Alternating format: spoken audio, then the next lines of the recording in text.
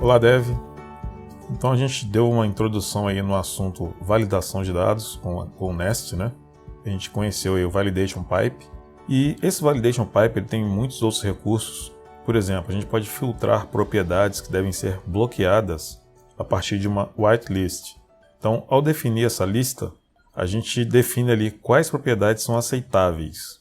Então, qualquer outra diferente que foi enviada em uma requisição será eliminada da requisição. E aí a gente configura esse recurso também ali no Validation Pipe, é uma das propriedades que a gente pode estar usando. Então vou aqui no main TS novamente. Então, aqui esse Validation Pipe ele pode receber aqui um objeto e nesse objeto a gente passa alguns parâmetros para configuração, né, para a gente atribuir mais controles aqui do que ele vai validar e de que forma. Então uma dessas propriedades que a gente passa aqui nesse objeto é esse whitelist. E aí aqui eu passo o valor verdadeiro, true.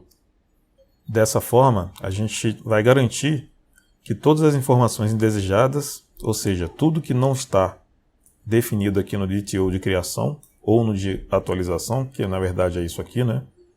Ele vai garantir que isso seja retirado do objeto que está sendo enviado para a nossa aplicação. Então só vai passar o que está na whitelist. O que é o whitelist? É o nosso DTO aqui, né? Ele é o nosso objeto validador. Então aí a gente pode, por exemplo, vir aqui no nosso serviço, retornar, aqui depois da criação, a gente retorna esse objeto que a gente está passando na criação, né? Que é o create cust DTO. Vou salvar aqui. E aí agora a gente vem aqui na criação, ID4, dou um send, e ele devolve para mim o que está sendo criado aqui, né? Se a gente passar aqui uma informação diferente aqui, ó, por exemplo, vou passar aqui um atributo active, isso não existe no nosso DTO, né? Igual a true. Isso aqui não existe no nosso DTO. Vou dar um send, né? E aí a gente não recebe, né, esse active DTO. Se a gente listar aqui, a gente vê, ó, que ele foi criado, está sem ID, né? Mas ele não recebe aqui o atributo que foi incluído, mas que não faz parte da nossa estrutura. Então, através desse whitelist, a gente faz esse controle aí. Agora, concorda que isso aqui é algo ruim? Por mais que esteja sendo retirado e está sendo criado corretamente, o ideal é que a gente não permita a criação desse registro, porque ele não está da forma como se espera, como a nossa API espera. O fato de estar com um valor a mais aqui, isso é perigoso. Qual é a intenção, né, que se tem em enviar algo que não é esperado pela aplicação, né?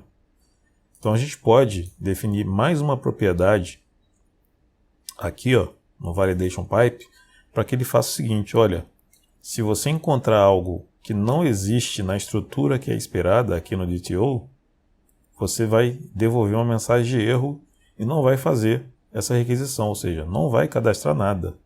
E para isso a gente usa a propriedade, que é essa propriedade aqui, ó, forbid non whitelisted.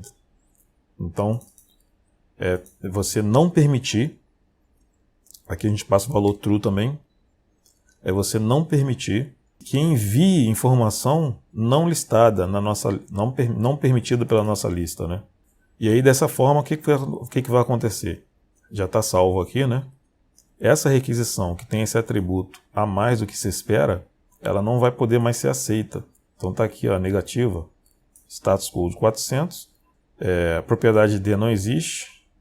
É o seguinte, está certo o que ele está fazendo aqui, porque a propriedade D realmente não está aqui, no nosso create cust DTO, porque ela não é enviada na requisição de criação, né?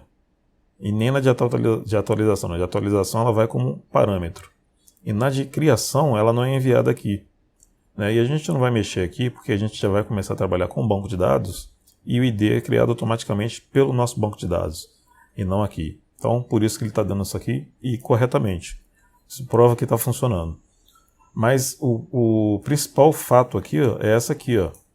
A propriedade active que está incluída aqui, ela também não existe.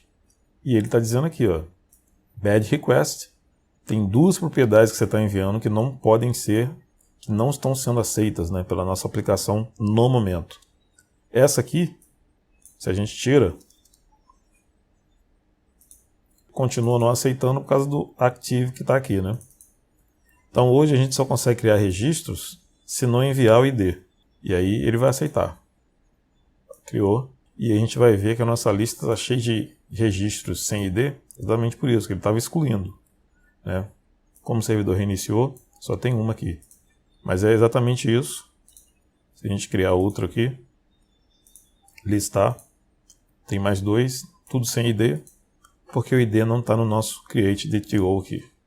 Isso a gente resolve já já com o banco de dados. Inclusive na próxima videoaula a gente já vai começar a configurar o type ORM aqui na nossa aplicação e dar início ao uso de banco de dados, né? Parar com esse uso desse array aí em memória. Então, ó, a gente já viu aqui dois recursos que ajudam na validação dos dados que a nossa aplicação recebe. E a gente pode fazer mais uma configuração aqui, que é o seguinte. O payload enviado na requisição POST, ele normalmente é definido como um objeto JavaScript genérico. Então, se a gente olhar o nosso serviço aqui, ó, o nosso createDTO está com N aqui, e a mesma coisa aqui o updateDTO. Então a gente recebe um objeto genérico, onde a gente aqui ainda não sabe o que tem dentro desse objeto, né? A validação já está ajudando a gente, que com base no DTO aqui, a gente diz o que a gente quer. Mas a gente pode usar um parâmetro, mais um parâmetro aqui do Validation Pipe, onde ela vai automaticamente definir o tipo dos dados da requisição que chegam como o tipo do DTO, que nesse caso aqui, né, no caso do curso, do recurso de curso, é esse DTO aqui. Então, esse parâmetro que a gente pode habilitar aqui, essa propriedade aqui do Validation Pipe, é o Transform. Então é mais um que a gente vai usar aqui, ó, Transform. A gente passa ele como True também. E o que ele vai fazer? Ele vai transformar os dados que chegarem para o recurso curso, que é esse recurso aqui, ó, ele vai automaticamente transformar o objeto das informações do curso, que é esse objeto que é enviado, ele vai tipar esse objeto com o DTO. Automaticamente ele vai fazer isso para a gente. E aí a gente já vai saber lidar internamente na aplicação, no serviço, por exemplo, a gente poder lidar com o tipo de informação que está chegando na requisição. Só em habilitar isso, a gente já vai conseguir lidar com os dados da requisição aqui. Beleza, então, com relação à validação, a gente já tem bastante coisa aqui que a gente já usou, bastante recursos. Então a gente define a lista branca, ou seja, a lista permitida. Ativa a propriedade forbid non-white listed para poder só permitir que sejam enviados os dados definidos nessa lista. Que lista é essa? É o nosso DTO. Então, quando é criação, é esse DTO aqui. Quando é atualização, é esse DTO aqui, que na verdade ele está definido com base no de criação. E aí, além disso, a gente ainda usa o transform para que o objeto que é enviado aqui, tanto no post quanto no pet, eles sejam do tipo que está definido no DTO para o recurso que está sendo chamado, né? Então, através da rota, que é o recurso, automaticamente o Validation Pipe já sabe qual é a lista que ele vai considerar para definir o tipo da informação nessa transformação que ele faz aqui. Então, a partir da próxima videoaula, a gente já começa a configurar o uso de banco de dados aqui. Vamos trabalhar com Type ORM. Eu tinha falado num vídeo anterior, não lembro qual agora, a gente usaria o MySQL, mas eu vou trabalhar com Postgres mesmo, que eu já tenho um container aqui de Postgres, vai facilitar. E também vou mostrar rapidamente como criar esse container aí para quem não tem, beleza? Até lá então.